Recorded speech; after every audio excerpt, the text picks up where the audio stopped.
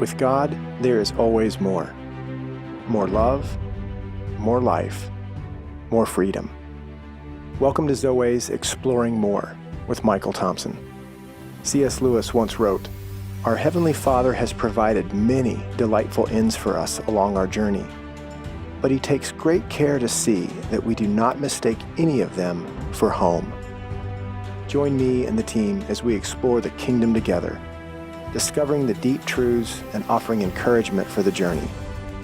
There is always more.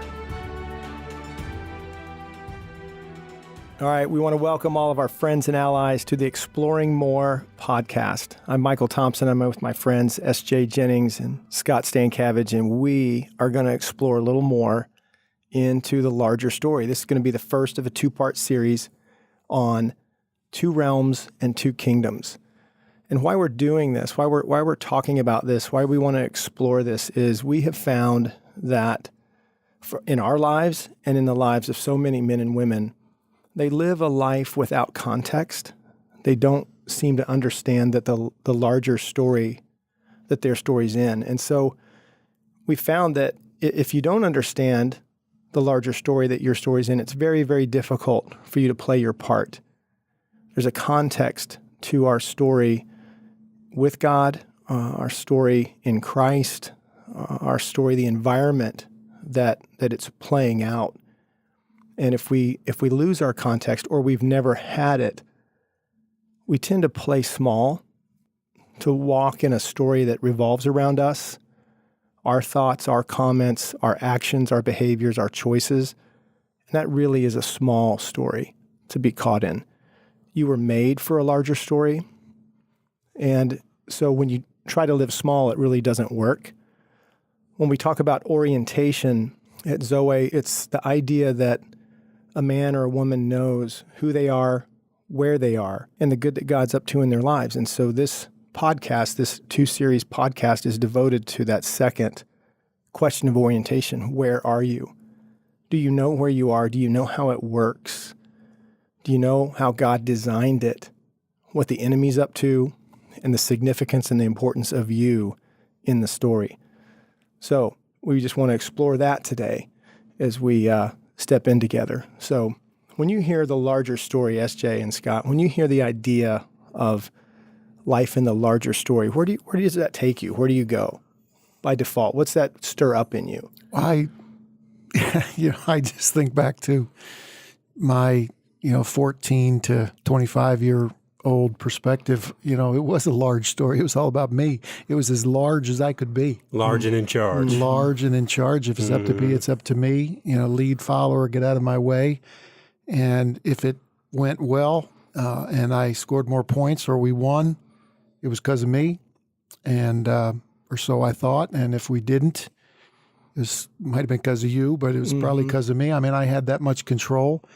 I was a big fish in an average pond, and I had a total misconception about the larger story. I thought it was a large story. I was a national recruit, and I was an all-state, and that was large, but that's not the large we're talking about. And it wasn't until I was in my 30s and 40s that I began to understand how small my large was. Yeah, I would agree, kind of in the same timeline. I mean, I used to think it was kind of all centered around me. I wasn't a starting quarterback, but was pretty large and in charge in other areas of my life. And I really thought it centered around, what I wanted, what I needed, when I needed it. And, kind of again, if it is to be, it's up to me. Lead, follow, get out of the way. I'm going to make it happen so that I can be happy. Yeah. Which was pretty much the objective. And I am talking to a high school here shortly, and one of the things I'm going to say is I was kind of pre-Copernican view of the world. Copernicus was the guy that shared with the science world that the Earth is not the center of the solar system. We used to think that the sun evolved around the Earth. That was kind of my attitude too. I lived in a pre-Copernican outlook, and once that was discovered not to be true, it changed everything in science, and it changed everything in my world. Yeah, that's good. I really think we're talking about something that we get conditioned to think believe and a perspective that we have, along the way, along all of our journeys from, adolescence to these formative years, we learn in this story. Actually, the larger story is going on then, though you might be oblivious to it, but it's having an effect on you. And one of the effects that we see that we've dealt with, come out of, or are continuing to come out of, and that we see a lot of people stuck in, is this life that I have to arrange for things for myself. A life of self-protection, self-provision, self-promotion, all of these things that really do focus around the self. And we know from the scriptures, we know from our stories, there's a false self in this story. We'll talk about that a little later in the second podcast. But there's something at work. My point is, there's something at work that has that kind of effect on us, where the world is either revolving around us or we find ourselves on the opposite extreme, hiding. I just want to get through with this little hurt, harm, the effect of others on me, rejection, all the kind of different things that can go on that can try to have me living small. Not the kind of life we were meant to live. And the context of our story is what we're after today, the larger story. So you're either arranging or avoiding, is what you're saying. Yeah. Yeah. And you feel like you're the one that has to do that. Sure. That there's that life has taught you, circumstances, friendships, parents, family, different things have somehow taught you that the disappointment, the discouragement, the not being enough, that leads us to this kind of posture of, I'll show you, give me another try, or I'll show you, demanding, or the opposite, I'll never do that again. I'll never be on the wrong side again. I'll never not be chosen. I'll never not have the answer. The always and nevers are really good indications into the smaller life. Yeah, red flags. Yeah, Mm-hmm. yeah. It's kind of like a chess game where, I was moving all the pieces.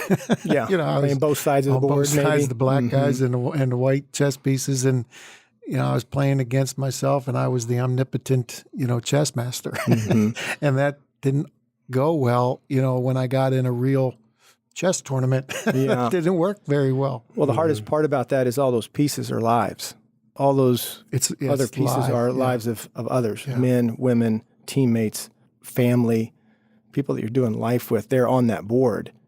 Just imagine if everybody's playing that way. Right? What a mess. Chaos. What a mess. I mean, amen. Yeah. That's what we're seeing. That's what we're talking about. Yeah, it makes me think of a quote from A.W. Tozier I brought, Michael. The idea that this world is a playground instead of a battleground has now been accepted in practice by the vast majority of Christians. A right view of God and the world to come requires that we have a right view of the world in which we live and of our relationship to it. So much depends upon this that we cannot afford to be careless about it. And I know for many years I was careless about it. I didn't really care. As long as things were going the way I wanted them to go. Mm-hmm. Even after I became a Christian, I still didn't really fully understand. I knew, I'd heard about the enemy and, that battles in the heavenlies and, principalities and all that, but I didn't see how it really applied to my life until much further down the road. And that's a great point. We want our listeners to know this is not just something that you have it's a condition you're affected by as a non-Christian or, a non-believer or unbeliever. This is something that you can carry right into the kingdom with you, this disorientation to the larger story. That's right. And I did. I just brought all that in and with God start to practice the same small story that I'm trying to earn his love and affection. I'm trying to stay out of his way and his wrath. His love for me is based on my performance for him, my service, my different ways of attending church, reading scripture, singing the songs. I mean, what can I do to arrange for a life with God for myself? I negotiated the rules with God. I mean, I didn't know the 10 Commandments. I was, born and raised Catholic and went to church and was a kind of a good Catholic boy and was serious about that and proud of that and, knew the Apostles' Creed and the Our Father and communion and all of the sacraments. But I, did things that I knew weren't, Catholic doctrine. And, but I negotiated those away. I said, well, God doesn't really mean that. It's okay. I'm not hurting anybody. I'm not being malicious here. I don't see anybody getting hurt anyway. And so I, set up my own kind of, it's a personal theology. Yeah. That's a good, let's take a quick break, and we want to come back with the stories, the larger stories, and some of the stories that help us get our bearings in the larger story. So we'll be right back in just a few minutes. Hey, friends and allies of Exploring More podcast. We wanted to bring some attention to some of our free downloadable resources on our Zoe website. First, there's a 14-day devotional on being fathered by God. This is the same devotional that you can get a PDF download on our website. You also can find on the YouVersion Bible app. Also, the 14-day devotional on the Heart of a Warrior, another great resource to walk through with men or in your own time alone with God. The last free download that we want to draw attention to is the Biblical Theology of the Heart. Is the redeemed heart good? Is this piece of equipment that is so vital to living in the kingdom, is it good or is it not? Download the Biblical Theology of the Heart to find out more. You can find these 3 resources and many other free downloads and free audio files on our website at www.zoe.org.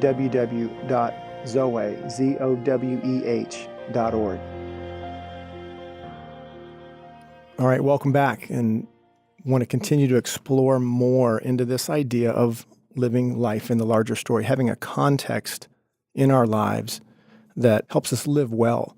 I mean, the promise, right? The promise of Christ was that you could live fully. You could live abundantly. You could be fully alive. And everything we described in the first part of this podcast is not that. We thought it was. Yeah. I really do think it was. That's what we arranged for. Yeah. So naivety is not good. No. Ignorance is not good. To not understand. Nor is denial. All those aren't good. So I want to shift a little bit into this 2 realms idea, a larger story that our story's in. And I think there's some stories, some films, some really good illustrations that invite us into that. The Lord of the Rings. No doubt. Tolkien's Middle-earth. What do you say, no doubt? Oh, it's just that it's so epic. I mean, it's vast. How many movies had to be made to tell the story? Right. The trilogy, but then there's the story of the Hobbit. And so the Desolation of Small. It's just a huge epic story. And it is an in-between. I think Tolkien was really intentional in calling it Middle Earth. Right. We're living in the land of not yet. Mm-hmm. Yeah, in so many ways. In our story, we live in the land of not yet. Sure. And in the Middle Earth story, though fantasy is that, it's giving us an illustration and an invitation to understand what's going on in this spiritual realm, physical realm intersection. So, Tolkien was good. I think C.S. Lewis, a contemporary, obviously, of Tolkien, these guys were buddies. They hung out, they drank their beers at the pub and shared their stories that they were writing. Narnia, Lord of the Rings. And so Lewis, when you step into the Chronicles of Narnia, you stepped into another reality of a larger story. The whole thing. Aslan, king of the whole wood. You've got the characters who step into Narnia from the physical realm. They have no idea what's going on. Yeah. But they feel that it's pretty big. Mm-hmm. It's important. And wait a minute, we're a part of that? And so an important part, yeah. Yeah, well, in their quote unquote real lives, right? World War II is going on, and they're being removed from the larger for their own protection, but they're being removed from their homes, away from their parents, from one war into a war in which they're participants, right. And they are caught completely unawares when they get in there. That's a great story. But you go. Fast forward to, what was it, the early 2000s in The Matrix. And, that's a contemporary, I don't know that is, Christian doctrine to it, but it's saying the same thing. Yeah, well, whether that's their intent or not. It's still true. It's still true, and it's still in there, right? You use the word epic stories. All the epic stories seem to have these ingredients, and they move us. Love stories, battle, unsung heroes becoming more journeys that need to be taken, courage that has to be found. Identities that are yet to be discovered. Great comebacks. Yeah. We love the underdog, right? Yeah. And rooting for 'em. Why? Why do we tell all these stories in so many different ways, shapes, and forms? Galaxies far, far away, the whole Star Wars piece. Or, we find them in the children's stories. There's the big bad wolf.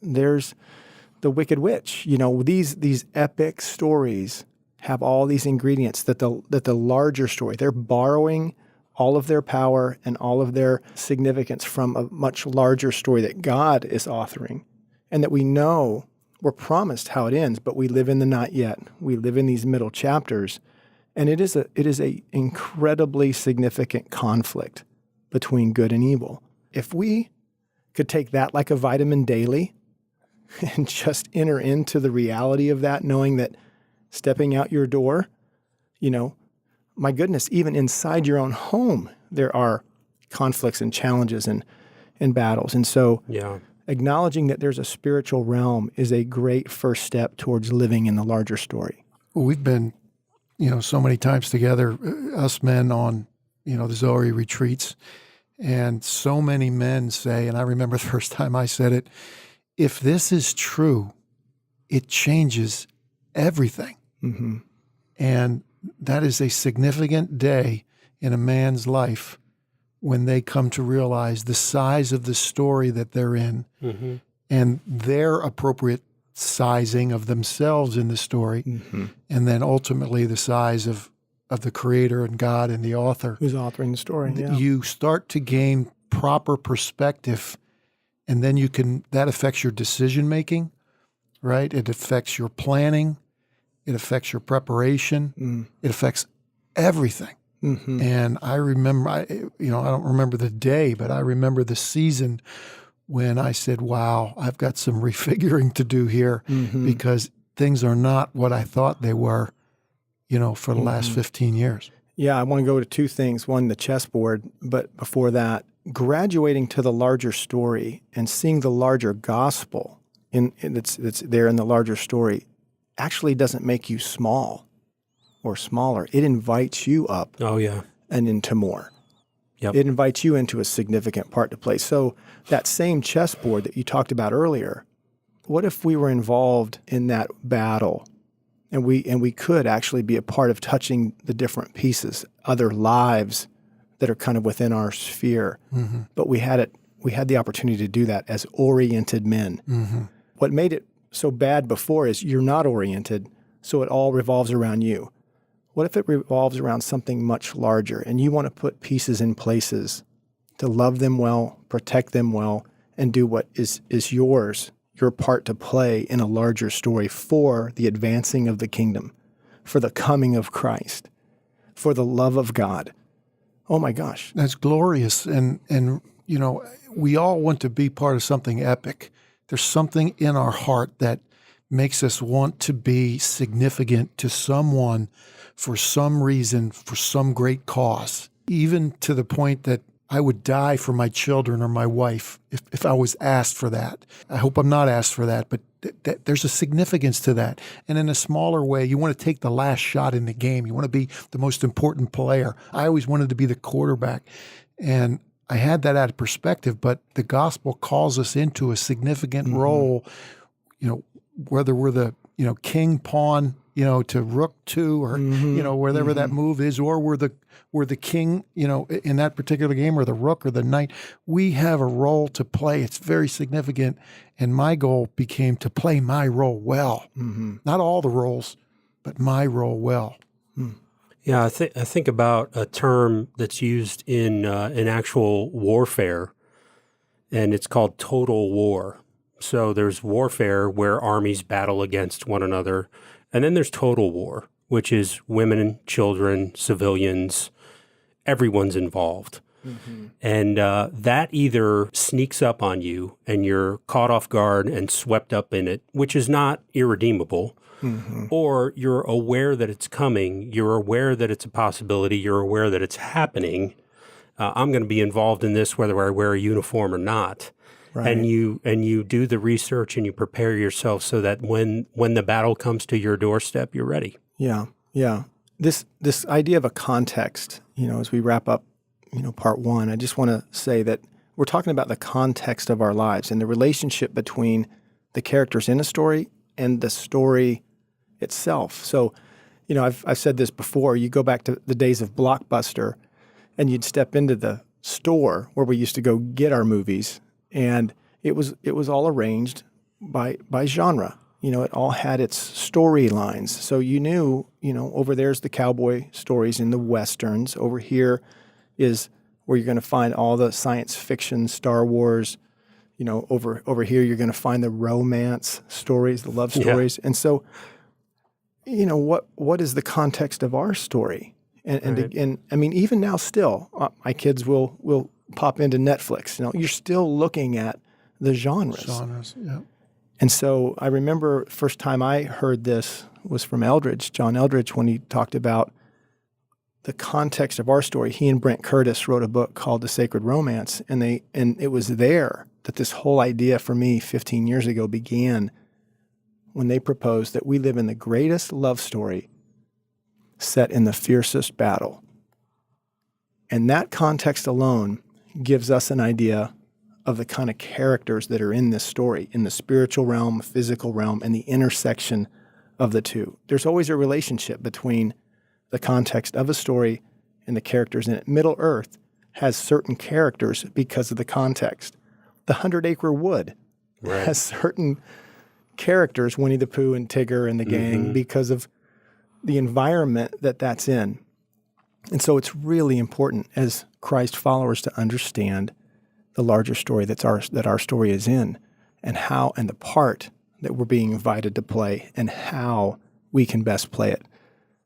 We want to invite you, all of our friends and allies of the Exploring More podcast, to go to our podcast platforms, iTunes, Google Play, and there it's really important that you might rate and review the Zoe Exploring More podcast. It's a great way for us to partner with you and you with us in this larger story. So we'll explore more of the larger story when we get to part 2. We hope you have enjoyed this episode of Exploring More. The landing page for this podcast is zoe.org/podcast. That's ZOWEH.org/podcast, where you can find the show notes and various platforms to which we broadcast.